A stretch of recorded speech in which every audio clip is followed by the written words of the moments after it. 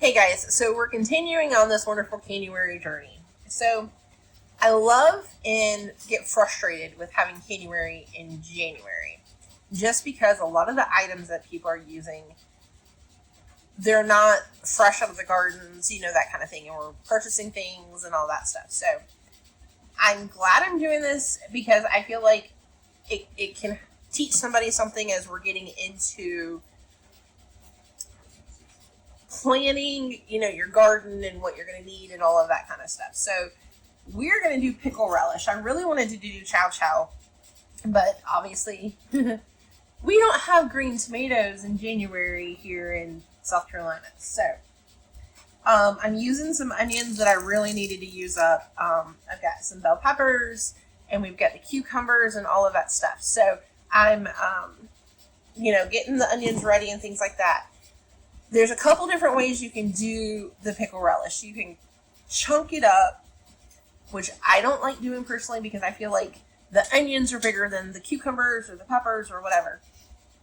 So I use my food processor because I feel like it just gets everything like the same size and all of that stuff. So I'm going to go ahead and get some stuff cut up and get it in bowls, and we'll get ready to go. Okay, y'all, as you're doing your scraps, there's a couple different things I know people can do with these. Some people take these and put this stuff in your dehydrator and dry it out and grind it up and make a powder out of it. And then there's, your onion powder. With having chickens, obviously you can, give some scraps to your chickens. But the cucumbers, I will not do this with, but the peppers and the onions I will. We are getting our next set of meat birds coming next month. And I know when we got the last bit that I used up the majority of my scraps. So we keep a bag in the freezer of like scraps from like if I cut up onions, if I cut up carrots, that kind of stuff. And we put them, just keep a bag in the freezer for this type of stuff. And with doing that, when we do our stock, it's really great just to open up that bag, and dump all that in there. So that's also something you can do with scraps. Now, as long as they're not like got rotten pieces on them, that's great. Obviously you don't want to put that kind of stuff in a freezer bag to put in your stock, but you can always use any of this kind of stuff, put it in the bag, and it's just great to have on hand for your stock usage.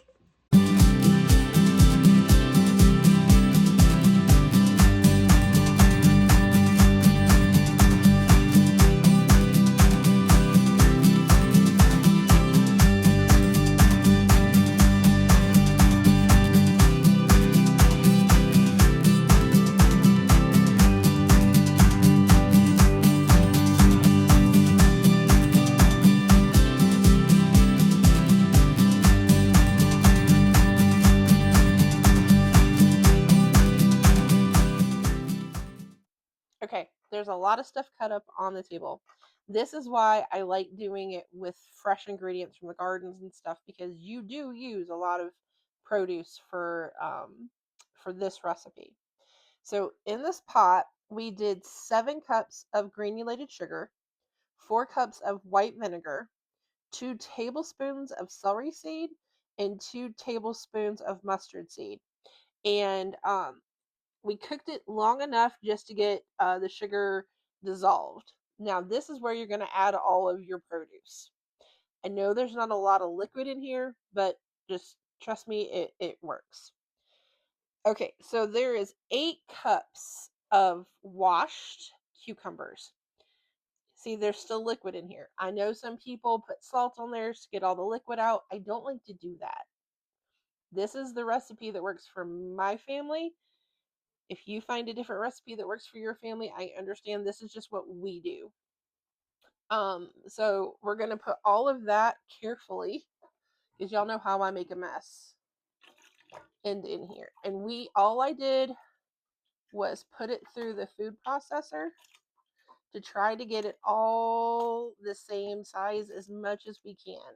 It does not have to be perfect. That's why I love recipes like this. There is not, oh no, that piece is bigger than this piece. It doesn't have to be like that at all. So, okay, there's that. And see, it just added more juice. So, that's good. Okay, now we've got 6 cups of onion. Same thing. There's juice from the onions. And one of the reasons I did this off camera through these things make me cry so bad. I don't mean like, oh, little girl cry. No, I mean like snot cry. These things were very potent today. So, see, I'm already making a mess, y'all. All right.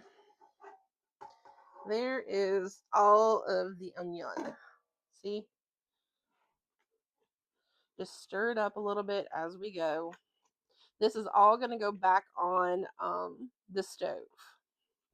Now, the recipe itself calls for 2 cups of green bell pepper and 1 cup of red bell pepper. I like a little bit more than that personally, so I add just a tiny bit more. I will put the recipe card on the end of the video like I did the rest of them. And I like color to this, so I did red and yellow and orange and green. Just, I think it makes it pretty, especially like when it cooks. And again, you have more juice from the peppers. So all of that goes in.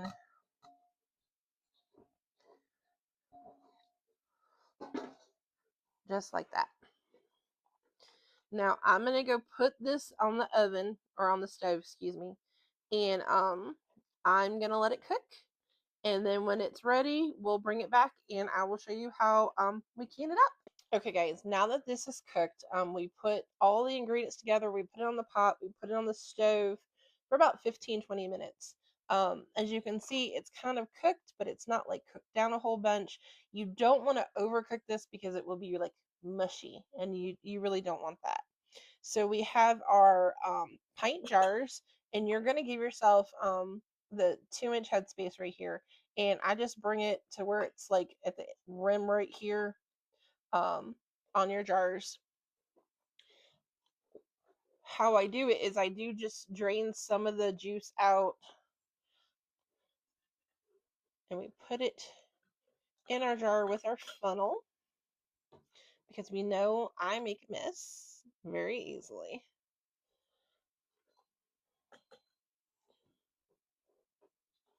And it smells amazing. You can really smell the celery seed.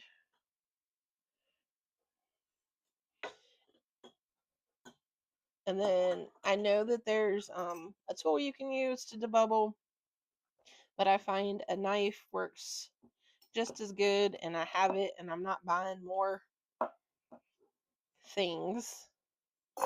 So you just take your vinegar and make sure that you clean your rims really good because this is going to be sticky. I mean, it's sugar.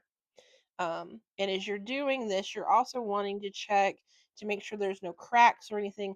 I do it when we wash the jars, but just double check that there's no cracks or anything on your lids because that way they won't seal right and things like that. So you just take your lid and your ring and you do fingertip tight, and this is warm.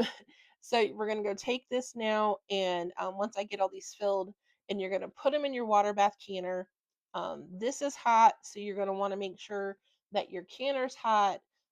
So it's going to be boiling, and they go in the canner for 15 minutes. Take them out, put them on your countertop, and let them sit for 24 hours. And then uh, I take the rings off. You never want to leave rings on because you could get a false seal, and that's a whole nother video.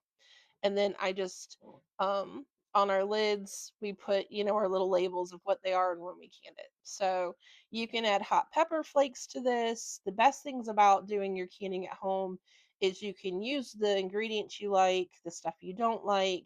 If you don't like different color of the peppers, you can use a different just all green or whatever you like. So, yeah, We eat pickle relish a lot. We put it on brats and hot dogs and the whole 9 yards. So, I like to make homemade chicken salad, and it's great in it too. So, thank you guys for watching. I'm gonna go ahead and fill these jars up, and we're gonna go get them in the water bath canner.